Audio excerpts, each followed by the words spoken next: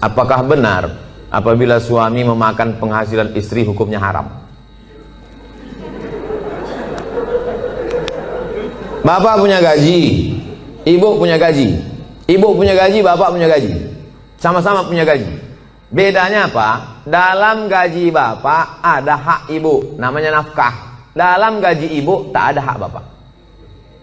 Setuju? Kuat mereka. Dalam gaji bapak sama-sama bergaji 5 juta. Bapak 5 juta, ibu 5 juta. Dalam gaji bapak itu ada hak ibu. 5 hak ibu. Pertama makan, kedua pakaian, ketiga tempat tinggal, keempat pendidikan, 5 perhatian. Hak ibu, kewajiban bapak. Tapi ibu bisa bekerja karena izin bapak. Izinnya pun bukan karena keterpaksaan. Bang, aku kerja ya, kalau tidak awas bang. Tidak bisa juga. Oleh sebab itu ibu punya gaji, ibu punya warisan, ibu punya pendapatan, ibu punya kos-kosan, ibu punya mobil, ibu punya sudaku, ibu punya kocan, ibu punya angkot, ibu punya motor. Itu milik ibu. Kalau ibu meninggal 50% untuk bapak. Kalau ada anak 25%. Artinya ibu punya harta. Lalu kemudian ketika ibu mau bersedekah, ibu tidak minta izin ke bapak. Sebetulnya ibu tak perlu minta izin karena itu punya ibu. Tapi ibu sebagai orang yang beretika, bermoral, berakhlakul karimah, ibu ngomong, kulo nuwun, kata orang Jawa, bang, aku mau menyantuni anak yatim di sana. Jadi duit gajiku ini ku pakai. Bapak tinggal ngangguk aja. Gitu. Dan ibu tak boleh bertentang tenteng. Kau mau kemana? Aku mau menyantuni anak yatim di sana. So kau tanya-tanya, ini kan gaji aku. Nah, pertanyaannya, apakah haram bapak memakan hasil gaji ibu itu? Harta bapak berpindah kepada saya sebab apa? Jual beli. Sebab apa? Pinjam meminjam. Sebab apa? Sodakoh. Sebab apa? Infak. Sebab apa? Wakaf. Bisa duit ibu itu berpindah ke bapak, apa sebabnya? Akadnya itu apa? Sodakoh. Sodakoh dia. Udah nggak? Selesai itu udah. Bang, ini gajiku bang, ini duitku bang. Tapi kan aku tengok abang susah kali, ini ku kasih abang sedekah. Biar jangan apa kali ya bang, ini ambil.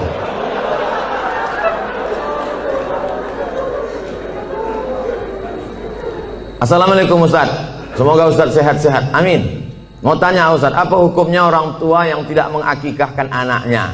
Apakah masih bisa apa hukumnya orang tua tak mengakikahkan anaknya? Kullu mauludin, setiap anak yang lahir rohinatun, tergadai. Jadi kalau mobil kita tergadai, STNK BPKB kita gadaikan, setelah ada duit kita tebus. Maka anak kita ini tergadai. Bagaimana cara menebusnya? Tulbahu anhu yawma sabi'ihi. Sembelihkan kambing hari ke-7. Yuhlaku, cukurkan rambutnya. Wa yusama, kasih nama. Nama yang baik-baik. Siapa nama anak kau? Alan Nuari. Kenapa itu kau kasih? Lahir di jalan bulan Januari.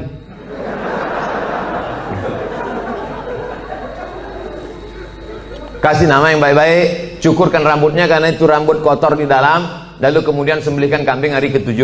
Tak ada duit hari ke-7, hari ke-14. Tak ada duit hari ke-14, hari ke-21. Lewat 21 tak usah tengok tanggal lagi. Setahun, 2 tahun, 3 tahun, 5 tahun, taman SD, taman SMP, taman SMA. Tapi kalau dia udah semester 2, hanya potong kambing aja. Tak usah potong rambut lagi. Tak pula diayun pakai marhaban.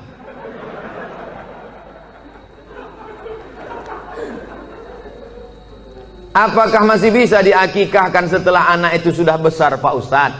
Jangankan anak itu, bapak ibu balik ke rumah nanti tanya emak sama ayah, ada tak diakikahkan? Kalau tak ada diakikahkannya, besok pagi beli kambing, boleh akikah. Akikah saja, yang pula cukur rambut, begundul semua pegawai besok. Saya tulis dalam buku saya 37 masalah populer, di situ ada pembahasan akikah setelah dewasa. Tapi yang mbak hamil sekarang punya anak, nanti hari ke-7 potongkan, bagus. Bolehkah zakat harta dan sedekah diberikan kepada adik kandung yang beda ibu status adik saya? Tidak boleh memberikan zakat kepada orang yang wajib dinafkahi.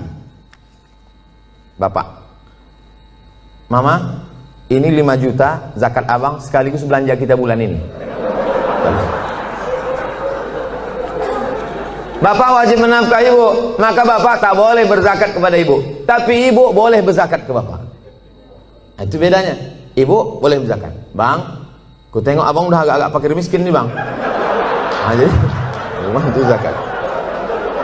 Tengok susah kali kau bang. Nah, ini pakai lain. Ini gajiku bulan ini. Ibu bergaji sebulan 10 juta. 1 juta 25.000, 2,5%. Jadi kalau 10 juta 250.000. Nah, ini zakatku bang 250, yang 750 ini sedekah. Adapun infak nanti ku tengok prestasi abang.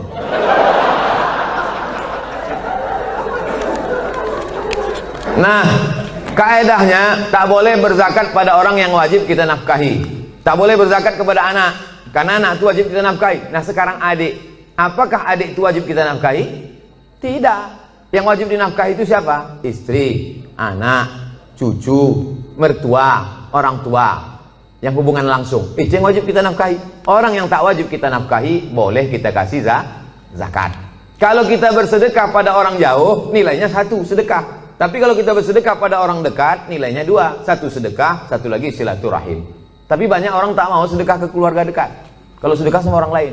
Kok kenapa tak sedekah sama saudara? Payah saudara nih Pak Ustadz, dikasih sikit-sikit kali kata dia. Bagaimana menghadapi suami yang berselingkuh?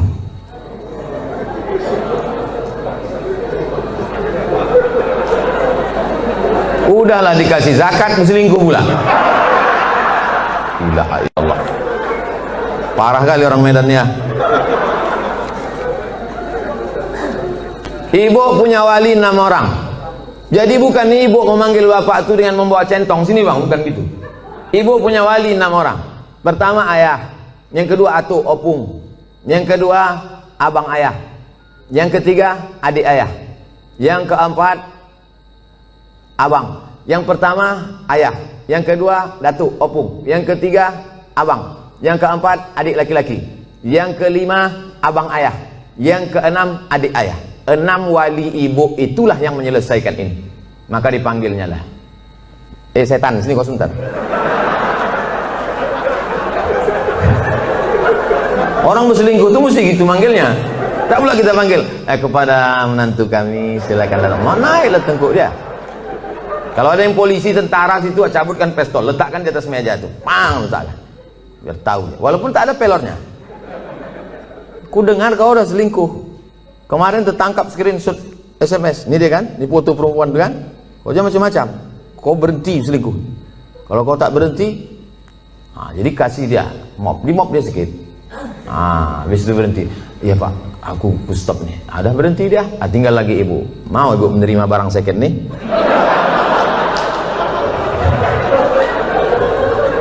Ibu kata ibu, Pak Ustadz aku ikhlas menerima dia Pak Ustadz, tak bisa aku berpindah ke lain hati Pak Ustadz, terimalah dia.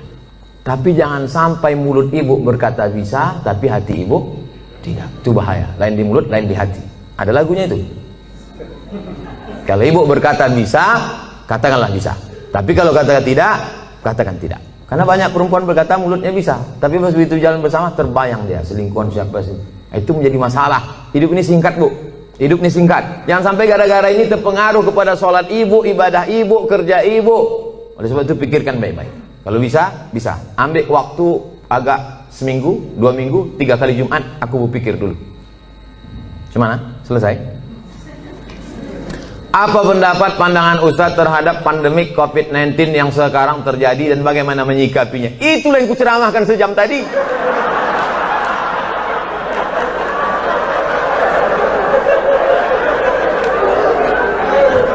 Itulah yang kucakapkan dari tadi.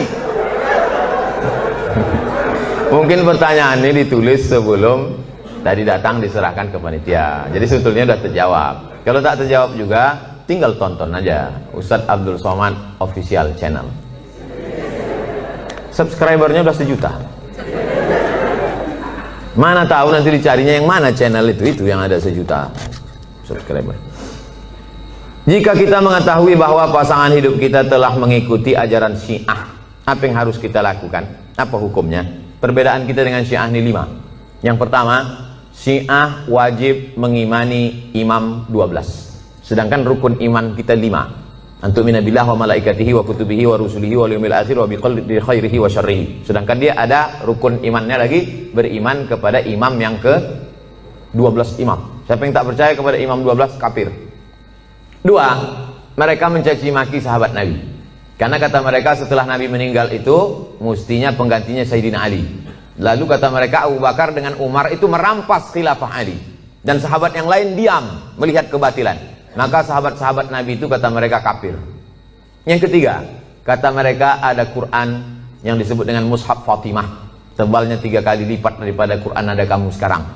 Kenapa buktinya musabaqah tilawatil Quran mereka pakai Quran yang ada sekarang? Kata mereka, sebelum Imam Al-Qaim, mereka menunggu imam yang ke-12. Imam yang ke-12 itu katanya bersembunyi di Sirdab, di bukit di Irak, dalam terowongan. Itu mereka tunggu-tunggu, belum keluar lagi.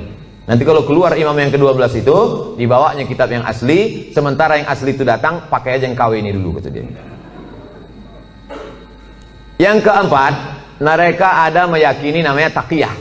Taqiyah itu kalau di tengah orang ahlu sunnah, pura-pura dia ahlu sunnah. Kalau di sini banyak Muhammadiyah, pura-pura dia Muhammadiyah. Kalau di sini banyak Al-Wasliyah, pura-pura dia Al-Wasliyah. Kalau di sini banyak NU, pura-pura dia NU. Kalau di sini banyak ahlu sunnah, dia bilang Sunni. Kau ini Syiah apa Sunni? Aku Sunni. Kalau kebetulan banyak Syiah, kau sunnah apa Syiah? Aku Syiah. Kalau kebetulan situ 50-50, kau sunnah apa Syiah? Aku Susi. Susi, sunnah Syiah. Yang kelima, mereka ini menghalalkan nikah mut'ah. Nikah mut'ah itu bagian dari akidah keyakinan. Mut'ah itu artinya enak. Mut'ah itu artinya nikmat. Nikah mut'ah itu nikah kontrak. Jadi boleh nikah kontrak. Aku nikah mut'ah sama engkau dari jam 5 pagi sampai jam 5 sore dengan mahar 50.000 tunai. Sah. Dalam Islam tak boleh nikah mut'ah. Oleh sebab itu inilah perbedaan, 5 perbedaan menurut Syekh Ali Jum'ah, ulama besar. Kita berpegang teguh dengan ahlus sunnah wal jamaah. Kalau ada suami ibu atau istri bapak yang ikut golongan ini, ajak dia balik, bawa dia ke ketua MUI, bawa dia ke dokter Ardiansah, Sekum MUI, supaya diceramahi dia, dibalikkan kepada ahlus sunnah wal jamaah. Karena tak mungkin bisa bersama. Antara NU Muhammadiyah masih bisa, antara Al-Wasliyah dengan Muhammadiyah masih bisa, karena masih sama ahlus sunnah wal jamaah.